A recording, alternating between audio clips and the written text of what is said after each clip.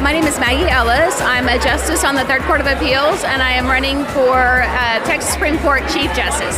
Progress Texas is amazing. They are able to not only kind of get the word out, but they engage voters, they engage listeners, they engage would-be Democrats. Top of my wish list is to get Democrats voted statewide.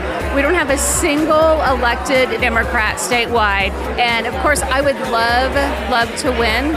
I would love to flip 4 seats on the Texas Supreme Court. But if we could only take 1 seat this year, let it be governor.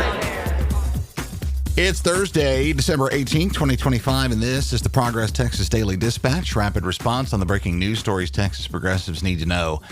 I'm Chris Mosier, checking in with that list of 2,724 so-called potential non-citizens. You might recall, flagged by Texas Secretary of State Jane Nelson and state election officials to the great pleasure and kudos of Donald Trump, cited across right-wing media as a bombshell discovery of left-wing voter fraud. Just a few months ago, Natalia Contreras, writing for VoteBeat and the Texas Tribune, says it turns out a bunch of the folks on that list had recently shown the Texas Department of Public Safety proof of their citizenship before being included on this list to be checked again by county election officials, needlessly jeopardizing their registration. 11 total in Travis County were caught in an obviously low-effort dragnet that checked Texas has over 18 million registered voters against the Trump administration's SAVE database, which, imagine that, turns out to be somewhat poorly kept. Across 24 Texas counties, 33 U.S. citizens have also been erroneously included on this list. All of this happening in a climate where even immigrants who have done everything right, including those who have been recently naturalized, might understandably be reluctant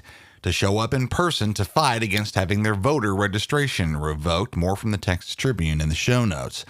WFAA in Dallas is writing on new polling focused on the upcoming Democratic primary races for governor and attorney general. Reporter Paul Wedding says Texas Southern University's Barbara Jordan Center polled 1,600 Texas Democrats likely to vote in the primary and finds that in the race for governor, Austin State Rep. Gina Hinojosa has a strong lead with 41% of the likely vote, followed by Houston's Andrew White at 6% and fellow Houstonian Chris Bell at 5%. Things are much tighter in the race for Attorney General, a virtual tie, really, with Joe Jaworski at 21% and Dallas State Senator Nathan Johnson at 19%. A lot of indecision remains, with 42% saying they remain undecided in the governor's race and 57% undecided for Attorney General. One of the more important results of the poll is the high percentage of respondents who remain unfamiliar with most of the candidates involved. The data highlights a significant lack of candidate visibility, with over 2/3 saying they don't know enough about the leading contenders for various state offices to form a solid opinion. Rep. Hinojosa does pretty well here and was the only candidate that a majority of respondents said they knew well, scoring 53% in favorability. But it does say something about the electorate's degree of engagement when the rest of the aforementioned candidates, plus the likes of Sarah Eckhart and Vicki Goodwin, return unfamiliar numbers above 68%. Whatever strategies have been deployed so far by these candidates, none appear to be effectively breaking through to the mainstream. Interesting demographics in this poll, too. It finds that the Democratic electorate in Texas is currently dominated by women at 56% and older voters, 58% of them over 55. Just over half at 54% have a 4-year college degree or more. Full results from this poll are linked in the show notes. News out of Houston as that vote pushed by the Progressive Caucus of the Harris County Democratic Party produced an official reprimand for Democratic Houston Mayor John Whitmire over last weekend. Dominic Anthony Walsh at Houston Public Media says it's a largely symbolic yet stinging rebuke for the mayor.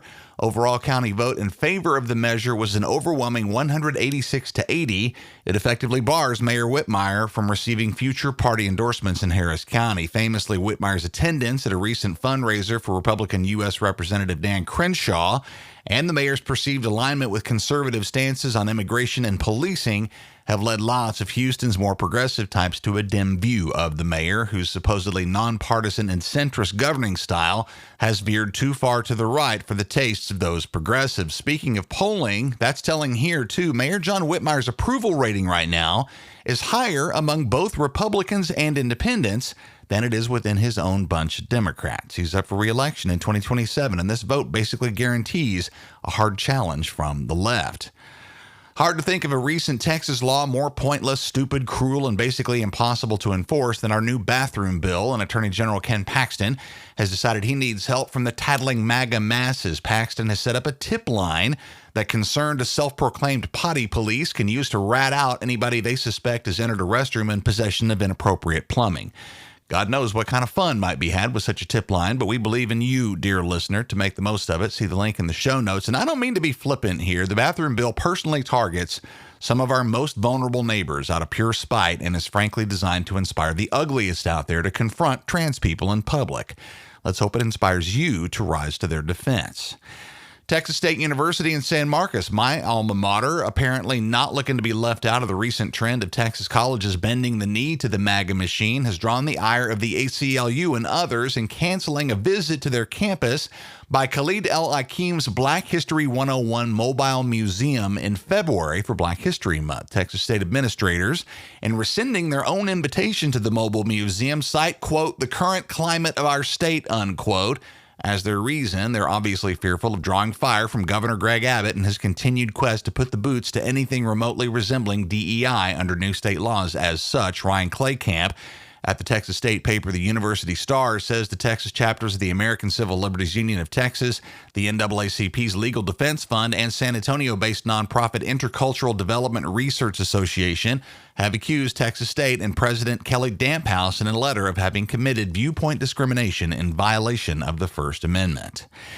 And this last bit's not in Texas, at least not yet, but let's note a new sign of a building blue wave coming out of the liberal stronghold of Kentucky as Democrat Gary Clemens was elected to Kentucky State Senate with a whopping 73% of the vote on Tuesday in a three-way race to replace outgoing Democratic State Senator David Yates, who himself won his last election last year by 60%. Kentucky's 37th State Senate District is situated primarily in Louisville and southwest Jefferson County. It's considered a solid Democratic stronghold, but this lopsided win shows that Democrats in red states are fired up and itching to vote. Kentucky, in contrast to Texas, is both more red, with a Cook Partisan Voting Index of R plus 16 compared to ours at R plus 5, but they do have a popular Democratic governor in Andy Beshear. With Kentucky as an example and our strong urban growth and ever-increasing diversity, the time sure seems right for Texas to end a 3-decade statewide domination by Republicans. Let's get it done, y'all.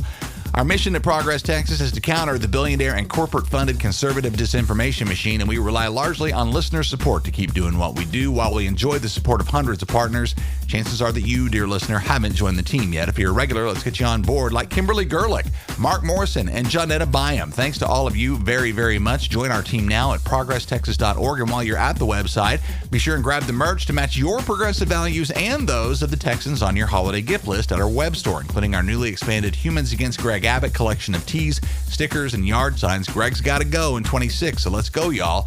All that and lots more at progresstexas.org. That's the Progress Texas Daily Dispatch for this Thursday, December 18th, 2025. Links to all these original stories can be found in our show notes. Progress Texas is a nonprofit rapid response media organization promoting progressive messages and actions. While campaigns come and go, we're the permanent home for progressive media and action in the Lone Star State. I'm Chris Mosier. Thanks so much for listening. Have a terrific day. We'll catch you again here tomorrow morning.